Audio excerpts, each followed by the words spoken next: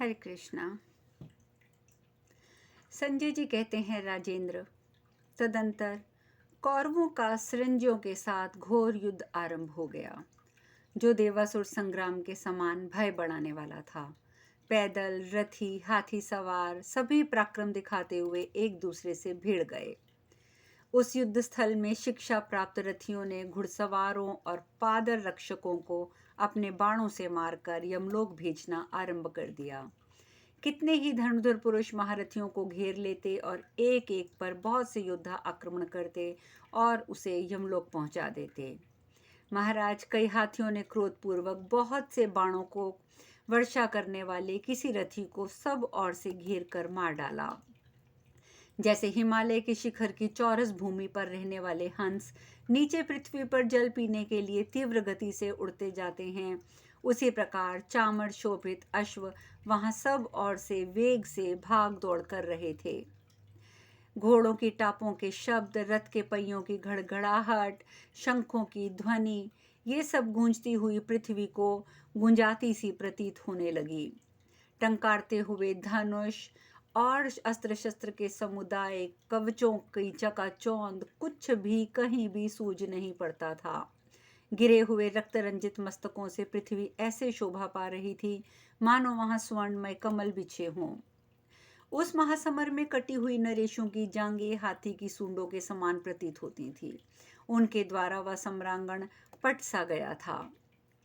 रणभूमि में बाणों और तोमरों की मार से पीड़ित हो जहां तहां गिरते हुए मतवाले हाथी भी कटे फटे बादलों के समान दिखाई देते थे।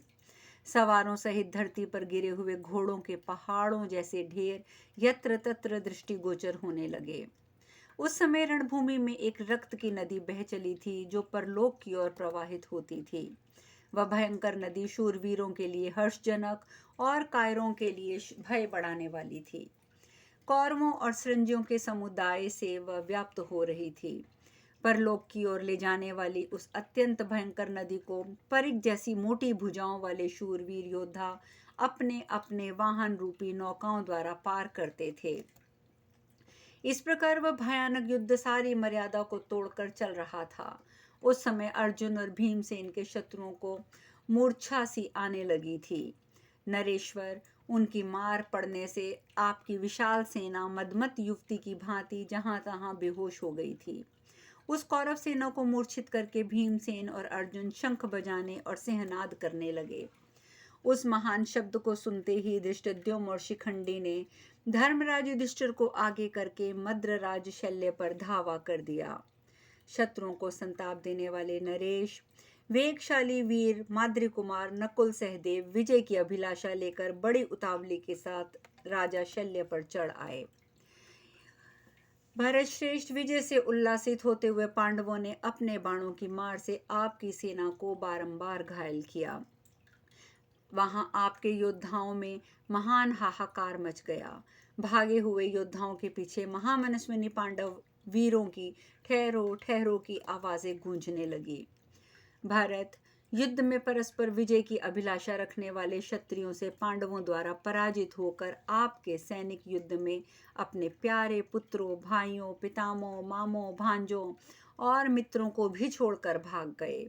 भरत श्रेष्ठ, अपनी रक्षा मात्र के लिए उत्साह रखने वाले आपके सैनिक घोड़ों और हाथियों को तीव्र गति से हाँकते हुए इधर उधर भागने लगे। इस प्रकार श्री महाभारत शल्य पर्व में संकुल युद्ध विजयक 9वां अध्याय पूर्ण हुआ। संजय जी आगे बताते हैं, राजन, उस सेना को इस तरह भागती देखकर मद्रराज शल्य ने सारथी से कहा, सूत, मेरे महावेग घोड़ों को शीघ्रतापूर्वक आगे बढ़ाओ। देखो, जहाँ युधिष्ठिर महाराज खड़े हैं वहीं चलो, मुझे वहां शीघ्र पहुंचा दो, फिर मेरा बल देखो। आज युद्ध में कुंती कुमार युधिष्ठिर मेरे सामने टिक नहीं सकते। उनके ऐसा कहने पर मद्रराज का सारथी वही जा पहुंचा जहां सत्य प्रतिज्ञ धर्मपुत्र युधिष्ठिर खड़े थे। साथ ही पांडवों की विशाल सेना भी सहसा वहां आ पहुंची, परंतु जैसे तट उमड़ते हुए समुद्र को रोक देता है, उसी प्रकार अकेले राज्य शल्य ने रणभूमि में उस सेना को आगे बढ़ने से रोक दिया। जैसे किसी नदी का वेग किसी पर्वत के सामने पहुंचकर अवरुद्ध हो जाता है, उसी प्रकार पांडवों की सेना कावा समुदाय राजा शल्य के पास पहुंचकर खड़ा हो गया। पृथक पृथक सेनाओं की व्यूह रचना करके जब वे सभी सैनिक लौट रहे थे, तब दोनों दलों में महाभयंकर संग्राम फिर छिड़ गया, जहां पानी की तरह खून बहाया जाने लगा। उस समय वहां पांडुपुत्र नकुल और कर्ण कुमार चित्रसेन में मुझे कोई अंतर दिखाई नहीं देता था। दोनों ही अस्त्र शस्त्रों में विद्वान थे और परस्पर घात में लगे हुए वे दोनों वीर एक दूसरे के छिद्र ढूंढ रहे थे। महाराज, इतने में ही चित्रसेन ने एक पानीदार पैने भल्ल के द्वारा नकुल के धनुष को मुट्ठी पकड़ने की जगह से काट दिया। धनुष कट जाने पर उनके ललाट में शिला पर तेज किया हुआ सुनहरे पंख वाला बाण मार दिया। उस समय चित्रसेन के चित्त में तनिक भी घबराहट नहीं हुई। उसने अपने तीखे बाणों द्वारा नकुल के घोड़ों को मृत्यु के हवाले कर दिया और 3-3 बाणों से उनके ध्वज और सारथी को भी काट दिया। शत्रु की भुजाओं से छूटकर ललाट में घुसे हुए बाणों को निकालते हुए नकुल 3 शिखरों वाले पर्वत के समान शोभा पाने लगे। धनुष कट जाने पर रथहीन हुए वीर नकुल हाथ में ढाल और तलवार लेके पर्वत के शिखर से उतरने वाले सिंह के समान रथ से नीचे आ गए। उस समय चित्रसेन पैदल आक्रमण करने वाले नकुल के ऊपर बाणों की वृष्टि करने लगे। विचित्र रीति से युद्ध करने वाले महाबाहु नकुल परिश्रम को जीत चुके थे। वे सारी सेना के देखते देखते चित्रसेन के रथ के समीप जाकर उसी पर चढ़ गए। तत्पश्चात पांडुकुमार ने सुंदर नासिका और विशाल नेत्रों से युक्त कुंडल और मुकुट सहित चित्रसेन के मस्तक को धड़ से काटकर अलग कर दिया। सूर्य के समान तेजस्वी चित्रसेन रथ के पिछले भाग में गिर पड़ा। चित्रसेन को मारा गया देखकर वहां खड़े हुए पांडव महारथी नकुल को साधुवाद देने लगे और प्रचुर मात्रा में सिंहनाद करने लगे। अपने भाई को मारा गया देखकर कर्ण के 2 और महारथी पुत्र सुषेण और सत्यसेन नाना प्रकार के बाणों की वर्षा करते हुए रथियों में श्रेष्ठ नकुल पर तुरंत ही चढ़ आए। राजन, जैसे विशाल वन में 2 व्याघ्र किसी एक हाथी को मार डालने की इच्छा से उसकी ओर दौड़ें, उसी प्रकार तीखे स्वभाव वाले वे दोनों भाई इन महारथी नकुल पर अपने बाण समूहों की वर्षा करने लगे, मानो 2 मेघ पानी की धारावाहिक वृष्टि कर रहे हों। सब ओर से बाणों द्वारा बिद्ध होने पर भी पांडुकुमार नकुल हर्ष और उत्साह में भरे हुए वीर योद्धा की भांति दूसरा धनुष हाथ में लेकर दूसरे रथ पर जा चढ़े और कुपित हुए काल के समान रणभूमि में खड़े हो गए। राजन, उन दोनों भाइयों ने झुकी हुई गांठ वाले बाणों द्वारा नकुल के रथ के टुकड़े टुकड़े करने की चेष्टा आरंभ की। तब नकुल ने हंसकर रणभूमि में 4 पैने बाणों द्वारा सत्यसेन के चारों घोड़ों को मार डाला। तत्पश्चात सान पर चढ़ाकर तेज किए हुए स्वर्णमय पंख द्वारा एक नाराज का संधान करके पांडुपुत्र नकुल ने सत्यसेन का धनुष भी काट डाला। इसके बाद दूसरे रथ पर सवार हो दूसरा धनुष हाथ में लेकर सत्यसेन और सुषेण दोनों ने पांडु कुमार नकुल पर धावा किया। माद्री के प्रतापी पुत्र नकुल ने बिना किसी घबराहट के युद्ध के मुहाने पर 2-2 बाणों से उन दोनों भाइयों को घायल कर दिया। इससे सुषेण को बहुत क्रोध हुआ। उस महारथी ने हंसते हंसते युद्ध स्थल में एक शूर्पण के द्वारा पांडु कुमार नकुल के विशाल धनुष को काट डाला। फिर तो नकुल क्रोध से तमतमा उठे और दूसरा धनुष लेकर उन्होंने 5 बाणों से सुषेण को घायल करके एक से उसकी ध्वजा को भी काट डाला। आर्य, इसके बाद रणभूमि में सत्यसेन के धनुष और दस्तानों के भी नकुल ने वेगपूर्वक टुकड़े टुकड़े कर डाले। तब सत्यसेन ने शत्रु का नाश करने वाले दूसरे भार साधक धनुष को हाथ में लेकर नकुल को बाणों द्वारा ढक दिया। शूरवीरों का संहार करने वाले नकुल ने भी उन बाणों का निवारण करके सत्यसेन और सुषेण को अपने बाणों द्वारा घायल कर दिया। फिर उन दोनों भाइयों ने पृथक पृथक अनेक बाणों से नकुल को बींध डाला और पैने बाणों द्वारा उनके सारथी को भी घायल कर दिया। तत्पश्चात सिद्धस्त और प्रतापी वीर सत्यसेन ने 2-2 बाणों से नकुल का धनुष और उसके रथ के ईशा दंड को भी काट डाला। तदंतर रथ पर खड़े हुए अतिरथी वीर नकुल ने एक रथ शक्ति हाथ में ली जिसमें सोने का डंडा लगा हुआ था। उसका अग्रभाग कहीं भी कुंठित होने वाला नहीं था। तेल में धोकर साफ किए हुई उस निर्मल शक्ति को जैसे जीभ लपलपाती हुई महाविशैली नागिन के समान जो प्रतीत होती थी, नकुल ने युद्ध स्थल में सत्यसेन को लक्ष्य करके उसके ऊपर उस रथ शक्ति को चला दिया। उस शक्ति ने रणभूमि में उसके वक्षस्थल को विदीर्ण कर दिया। सत्यसेन की चेतना जाती रही और वह प्राण शून्य होकर रथ से पृथ्वी पर गिर पड़ा। भाई को मारा गया देखकर सुषेण क्रोध से व्याकुल हो उठा और तुरंत हर्षा हाथ कट जाने से पैदल हुए पांडुनंदन नकुल पर बाणों की वर्षा करने लगा। उसने 4 बाणों से उनके घोड़ों को मार डाला, 5 से उनकी ध्वजा को काटकर 3 से सारथी के भी प्राण ले लिए। इसके बाद कर्णपुत्र जोर जोर से सिंहनाद करने लगा। महारथी नकुल को रथहीन हुआ देख द्रौपदी का पुत्र सुतसोम अपने चाचा की रक्षा के लिए वहां दौड़ आया।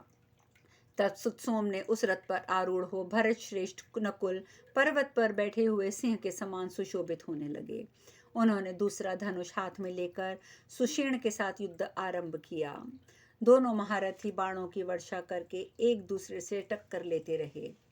उस समय सुषेण ने कुपित होकर 3 बाणों द्वारा पांडुपुत्र नकुल को बींध डाला। सुतसोम की दोनों भुजाओं और छाती में भी 20 बाण मारे। महाराज, तत्पश्चात शूरवीरों का संहार करने वाले नकुल ने कुपित होकर बाणों की वर्षा से सुषेण की संपूर्ण दिशाओं को आच्छादित कर दिया। इसके बाद तीखी धार वाले एक अत्यंत तेज और वेगशाली अर्धचंद्राकार बाण लेकर उसे सम्रांगण में कर्णपुत्र पर चला दिया। नृपश्रेष्ठ उस बाण से नकुल ने संपूर्ण सेनाओं के देखते देखते सुषेण के मस्तक को धड़ से अलग कर दिया। वह अद्भुत सी घटना घटी।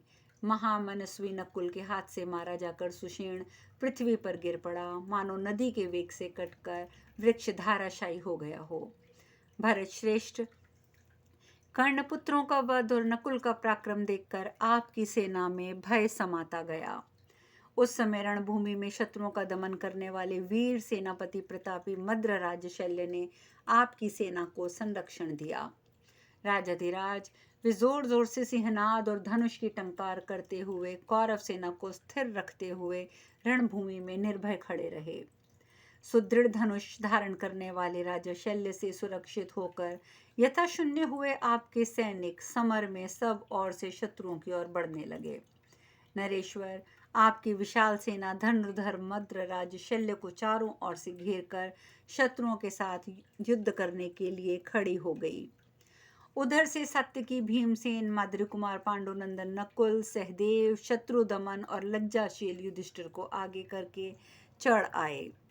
रणभूमि में सभी वीर युधिष्ठिर को बीच में करके सिंहनाद करते हुए बाणों शंखों की ध्वनि फैलाते हुए गर्जना करने लगे। इस प्रकार आपके समस्त सैनिक मद्रराज को चारों ओर से घेरकर रोष और आवेश से युक्त होकर युद्ध में रुचि दिखाने लगे। तदंतर मृत्यु को ही युद्ध से निवृत्ति मानकर निमित्त बनाकर आपके और शत्रु पक्ष के योद्धाओं में घोर युद्ध आरंभ हो गया। पांडुनंदन, कपिध्वनि, ध्वज, अर्जुन ने भी सप्तशंतकों का संहार करके रणभूमि में उस कौरव सेना पर ही आक्रमण कर दिया। इसी प्रकार धृष्टद्युम्न आदि समस्त पांडव वीर पैने बाणों की वर्षा करते हुए आपकी ही सेना पर चढ़ते आए। पांडवों के बाणों से आच्छादित हुए कौरव योद्धाओं पर मोह छा गया। उन्हें दिशाओं और विदिशाओं का भी ज्ञान नहीं रहा। पांडवों के चलाए हुए पैने बाणों से व्याप्त होकर कौरव सेना के मुख्य मुख्य वीर मारे गए। वह सेना नष्ट होने लगी और चारों ओर से उसकी गति अवरुद्ध हो गई। राजन, महारथी पांडुपुत्र कौरव सेना का वध करने लगे और इसी प्रकार आपके पुत्र भी पांडव सेना के सैकड़ों हजारों वीरों का सम्रांगण में सब ओर से बाणों द्वारा संहार करने लगे। जैसे वर्षा काल में 2 नदियां एक दूसरे के जल से भरकर व्याकुल हो उठती हैं, उसी प्रकार आपस की मार खाती हुई दोनों सेनाएं अत्यंत संतप्त हो उठी। राजेंद्र, उस अवस्था में उस महासमर में खड़े हुए आपके और पांडव योद्धाओं के मन में भी दुस्सह एवं भारी भय समा गया। इस प्रकार से श्री महाभारत शल्य पर्व में संकुल युद्ध विषयक 10वां अध्याय पूर्ण हुआ। संजय जी कहते हैं, महाराज, उस महासमर में जब दोनों पक्षों की सेनाएं परस्पर मार खाकर भय से व्याकुल होकर चिल्लाने लगी, चिंघाड़ने लगी, घोड़े मारे गए, देवधारियों का घोर और विनाशकारी संहार होने लगा, योद्धाओं का हर्ष और कायरों का भय बढ़ाता हुआ वह संग्राम बढ़ता ही चलता गया। एक दूसरे की वध की इच्छा से उभय पक्ष की सेनाओं में दोनों दलों के योद्धा प्रवेश करने लगे। प्राणों की बाजी लगाकर महाभयंकर युद्ध का जुआ आरंभ हो गया और यमराज के राज्य की वृद्धि करने वाले घोर संग्राम की ओर चलने लगा। उस समय पांडव अपने तीखे बाणों से आपकी सेना का संहार करने लगे। इस प्रकार आपके योद्धा भी पांडव सैनिकों को वध से करते हुए उन्हें प्रवृत्त करने लगे। राजन, पूर्वाह्न काल प्राप्त होने पर सूर्योदय के समय जब कायरों का भय बढ़ाने वाले वर्तमान युद्ध चल रहा था, उस समय महात्मा अर्जुन से सुरक्षित शत्रु योद्धा जो लक्ष्य भेदने में कुशल थे, मृत्यु को ही युद्ध की निवृत्त होने की सीमा नियत करके आपकी सेना से जूझने लगे। अब शेष कथा कल। हरे कृष्णा।